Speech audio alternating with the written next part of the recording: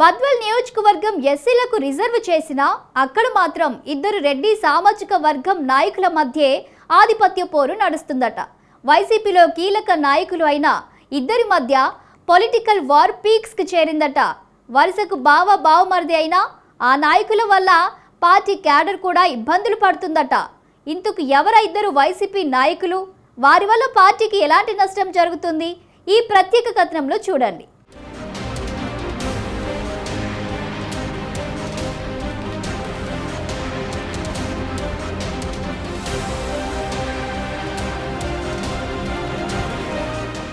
బద్వేల్ వైసీపీలో వర్గపోరు నడుస్తుందా? ఆధిపత్యం కోసం ఇద్దరు వైసీపీ నాయకులు పోటీ పడుతున్నారా అంటే జరుగుతున్న పరిణామాలు చూస్తే నిజమే అనిపిస్తుంది. వయసు మీద పడుతున్నా నీకెందుకు రాజకీయాలంటూ ఒకరు విమర్శిస్తుంటే వారసుడి కోసం మరో నాయకుడు వైసీపీలో పావులు కదుపుతున్నట్లు తెలిసింది. బద్వేలు అసెంబ్లీ నియోజకవర్గం ఎస్సీ రిజర్వ్డ్ సీట్ అయినా సరే ఇద్దరు రెడ్డి సామాజిక వర్గం నాయకులు పోటీ పడుతుండటం అందరినీ ఆశ్చర్యపరుస్తుంది. కడప జిల్లా బద్వేల్ నియోజకవర్గంలో వైసీపీకి అత్యంత పట్టుంది. 2024 ఎన్నికల్లో వైసీపీ కేవలం 11 సీట్లే గెలిచింది. అందులో ఒకటి బద్వేల్ కావడం గమనార్హం. గతంలో కంటే వైసీపీకి 2024 ఎన్నికల్లో భారీగా మెజార్టీ తగ్గినా గెలుపు మాత్రం సాధ్యపడింది.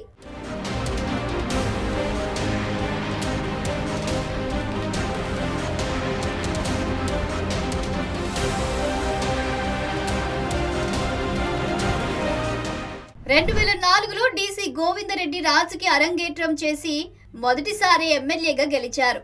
అప్పట్లో కాంగ్రెస్ లో కీలకంగా వ్యవహరించిన విశ్వనాథ్ రెడ్డి తన బావ గోవిందరెడ్డికి స్వయంగా టికెట్ ఇప్పించుకొని గెలిపించారు. అయితే 2009లో ఈ నియోజకవర్గం ఎస్సీ రిజర్వ్డ్ గా మారడంతో రాజకీయం పూర్తిగా మారిపోయింది. వైసీపీ ఆవిర్భావం తర్వాత అనేక మంది కాంగ్రెస్ నాయకులు వైసీపీలోకి జంప్ అయ్యారు. ఎస్సీ రిజర్వ్డ్ కావడంతో అవకాశం కోల్పోయిన గోవిందరెడ్డికి ఎమ్మెల్సీగా వైసీపీ అధినాయకత్వం అవకాశం ఇచ్చింది. అయితే గోవిందరెడ్డి అనారోగ్య సమస్యల కారణంగా గతంలో మాదిరిగా చురుకుగా ఉండటం లేదు. దీంతో బద్వేల్ నియోజకవర్గ బాధ్యతలను విశ్వనాథరెడ్డికి అప్పగించింది.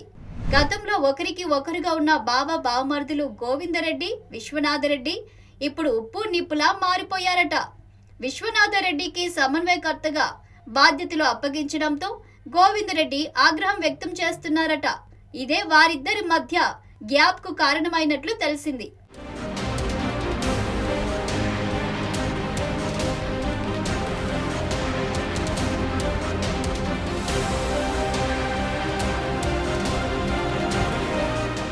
రెండు 2024 అసెంబ్లీ ఎన్నికల సమయం నుంచే గోవిందరెడ్డి, విశ్వనాథరెడ్డి మధ్య ఇన్ఛార్జ్ బాధ్యతలు చిచ్చుపెట్టినట్లు టాక్ వినిపిస్తుంది.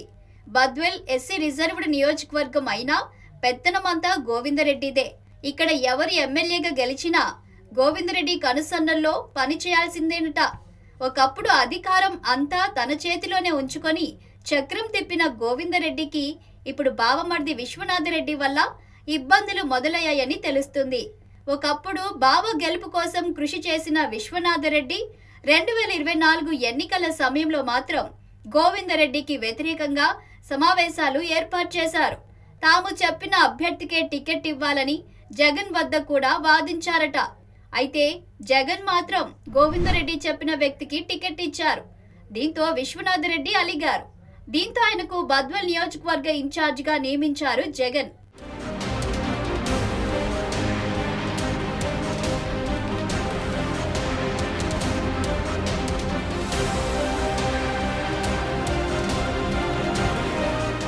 విశ్వనాథరెడ్డికి ఇన్ఛార్జ్ బాధ్యతలు ఇవ్వడం పట్ల ఎమ్మెల్సీ గోవిందరెడ్డి వ్యతిరేకిస్తున్నారట. తనకు చెక్ పెట్టడానికే విశ్వనాథరెడ్డికి బాధ్యతలు ఇచ్చారని సన్నిహితుల వద్ద గోవిందరెడ్డి వాపోతున్నారట. ఈ అంశంలో అలిగిన గోవిందరెడ్డి పార్టీ కార్యక్రమాలకు దూరంగా ఉంటున్నారనే టాక్ వినిపిస్తుంది.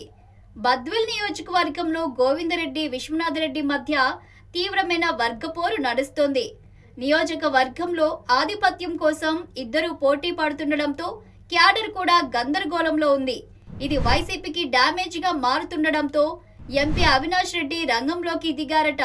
గోవిందరెడ్డిని బుజ్జగించడానికి ప్రయత్నించినా ఆయన పట్టు విడవలేదనే చర్చ జరుగుతుంది. ఆరోగ్యం సహకరించకపోయినా ఎందుకు గోవిందరెడ్డి ఇంతలా పట్టుపడుతున్నారని పార్టీలో అంతర్గతంగా మాట్లాడుకుంటున్నారు. అయితే తన కుమారుడి రాజకీయ భవిష్యత్తు కోసమే గోవిందరెడ్డి ఇంత పట్టుదలతో ఉన్నట్లు టాక్ వినిపిస్తుంది.